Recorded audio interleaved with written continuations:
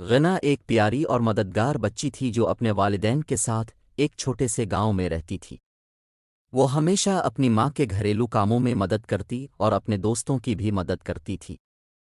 گاؤں کے سب لوگ اس سے بہت محبت کرتے تھے کیونکہ وہ بہت خوش اخلاق تھی، لیکن ایک دن غنا اچانک بیمار ہو گئی۔ وہ بہت کمزور ہو گئی اور بستر سے نہیں اٹھ سکتی تھی۔ اس کے والدین بہت پریشان ہو گئے۔ انہوں نے اسے ٹھیک کرنے کے لیے دوائیاں دیں، مگر کوئی فائدہ نہ ہوا۔ ایک شام غنا کے والد گاؤں کی مسجد کے امام صاحب، امام احمد، کے پاس گئے۔ امام احمد ایک عقلمند اور مہربان انسان تھے جو ہمیشہ لوگوں کی مدد کرتے تھے۔ امام صاحب غنا کے والد نے کہا، ان کی آواز فکر سے کانپ رہی تھی، ہماری چھوٹی غنا کئی دنوں سے بیمار ہے۔ ہم نے ہر علاج آزمایا، لیکن وہ ٹھیک نہیں ہو رہی۔ ہمیں کیا کرنا چاہیے؟ امام احمد نے غور سے سنا اور نرمی سے مسکرا کر کہا، پریشان نہ ہوں میرے بھائی، اللہ پر بھروسہ رکھیں۔ کبھی کبھی سب سے اچھی شفا اللہ کی دی ہوئی برکتوں میں ہوتی ہے۔ انہوں نے کہا، کیا اب زمزم کے پانی کے بارے میں جانتے ہیں؟ یہ اللہ کا خاص تحفہ ہے۔ اللہ نے حضرت حاجرہ اور ان کے بیٹے حضرت اسماعیل علیہ السلام کو صحرا میں زمزم کا پانی دیا تھا۔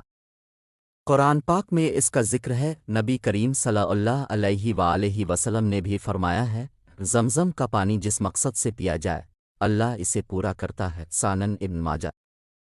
یہ سن کر غنا کے والد اور والدہ کے دل میں امید جاگی۔ ہمیں کیا کرنا چاہیے؟ امام صاحب غنا کی ماں نے پوچھا۔ امام احمد نے کہا، زمزم کا پانی لے کر غنا کو پلائیں اور اللہ سے دعا کریں کہ وہ اسے صحت دے۔ انشاءاللہ وہ جلدی ٹھیک ہو جائے گی۔ اگلے دن غنا کے والد مکہ گئے اور زمزم کا پانی لے کر آئے۔ غنا کے والدین نے اللہ سے دل سے دعا کی اور کہا، لا اللہ تو ہی شفا دینے والا ہے، ہمیں ہماری بیٹی کو صحت دے۔ انہوں نے غنا کو دن میں تھوڑا تھوڑا زمزم کا پانی پلایا اور اس کے ماتھے پر بھی لگایا۔ حیرت کی بات یہ ہوئی کہ چند دنوں میں غنا کی طبیعت بہتر ہونے لگی۔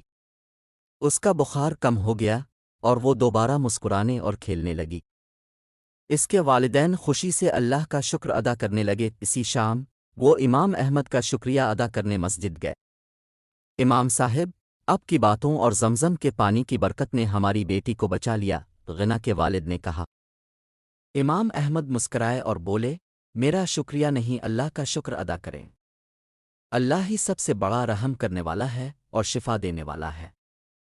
ہمیشہ اللہ کی نعمتوں پر یقین رکھیں۔ اس دن کے بعد غنا کے والدین نے سب کو بتایا کہ کیسے زمزم کے پانی اور اللہ کی برکت نے ان کی بیٹی کو ٹھیک کر دیا۔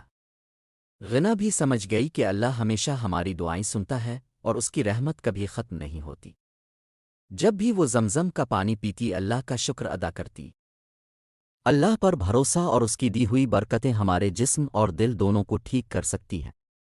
زمزم کا پانی اللہ کی رحمت کا نشان ہے اور ہمیں ہمیشہ اللہ سے مدد مانگنی چاہیے۔